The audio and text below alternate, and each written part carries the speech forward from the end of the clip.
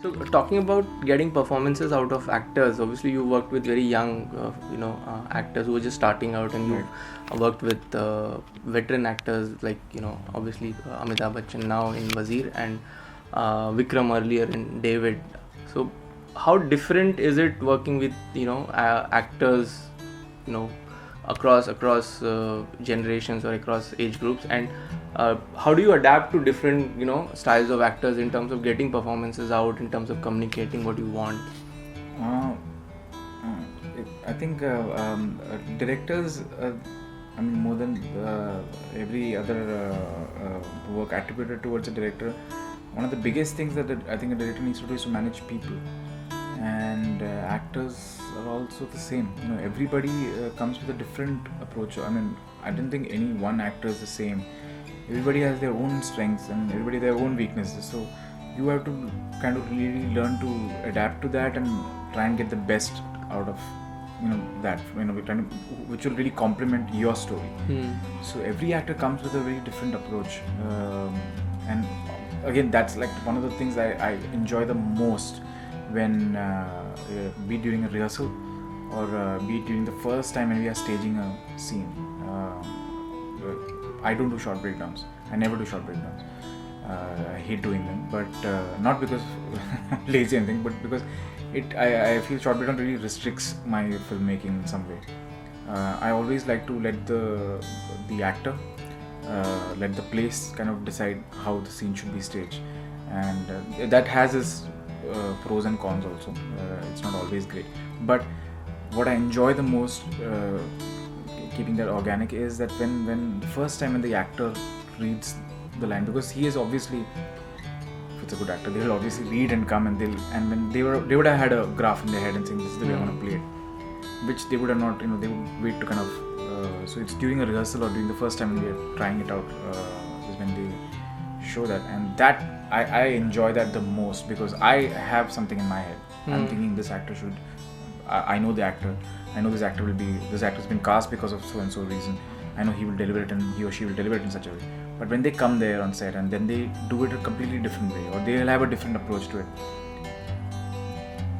9 out of 10 times it might not work, but that 1 out of 10 when they take it to another level, they do something magical with it, and they surprise you in ways which you don't even know. You don't even think that this character could talk like that, could speak like that, could do that, and that's what I always hope for. That's what I always wait for. And but you do a lot of extensive readings before the film shoot starts? I really try as much, because I remember Shaitan, so we rehearsed each and every. I used to tell them I think there's one scene in the film which he didn't rehearse for. Every other scene we had rehearsed it so many times. Like everything was rehearsed. We knew who was going to get up, who was going to wear, and we had rehearsed it to the T. Though I don't think I get that luxury every time. But I really am. I'm a believer of that you should, because I come from theatre. So theatre is all about you keep rehearsing, then you go perform on stage. So I believe in that. And and how much has your theatre background or experience helped you in terms of obviously I think in terms of getting performances out, there would be significant, but also in terms of staging the scene and kind of blocking and framing it? Not really. Theatre background didn't really help me in blocking and framing, though I think even the plays that I did, from a theatre perspective, it was almost like a like a film, which was often told to me when I was. So you were making films on stage. Exactly, which I didn't realize at that point, because in the way I was kind of transitioning from one scene to another and cutting, it was almost I was attempting to make a film on stage kind of thing. With multiple narratives? With multiple narratives.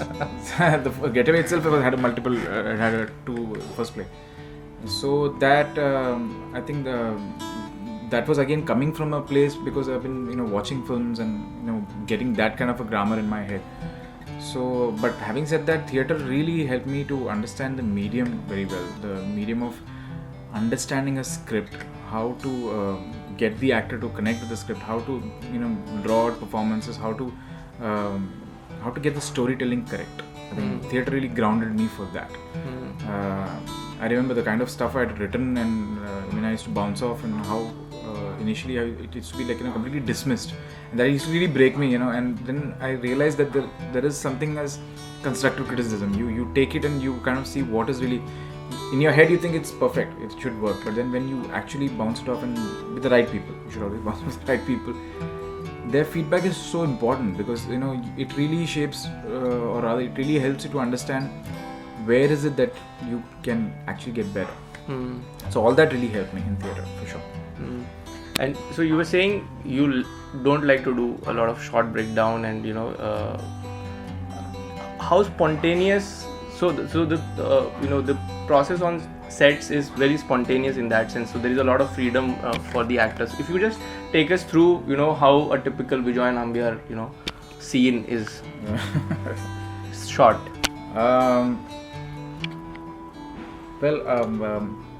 I have somewhere, because I've lived with the script for so long, somewhere there is an idea of this is how I'm looking at it.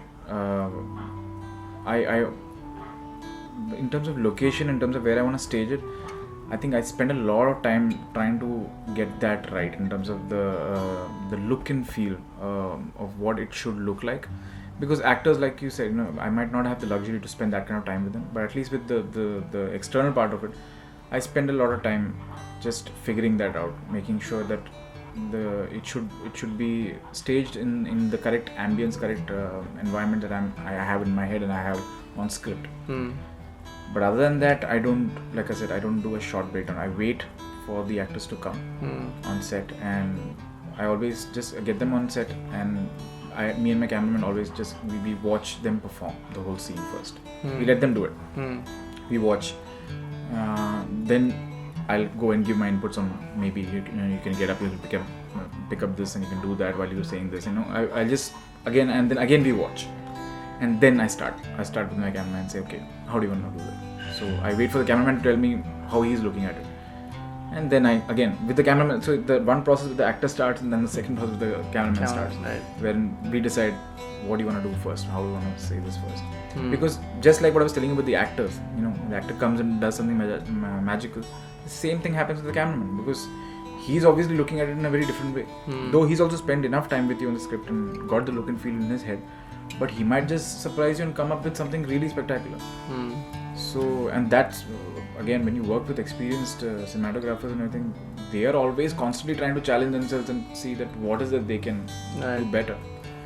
And that I've been really fortunate that I've worked with some fantastic technicians who have always surprised me, always taken lifted the material, I would say. Never very rarely has it been that I see a scene like, nahi yaar, aisa nahi hona chahiye, I wish. It's always been better. Like, that's it. It couldn't have been better.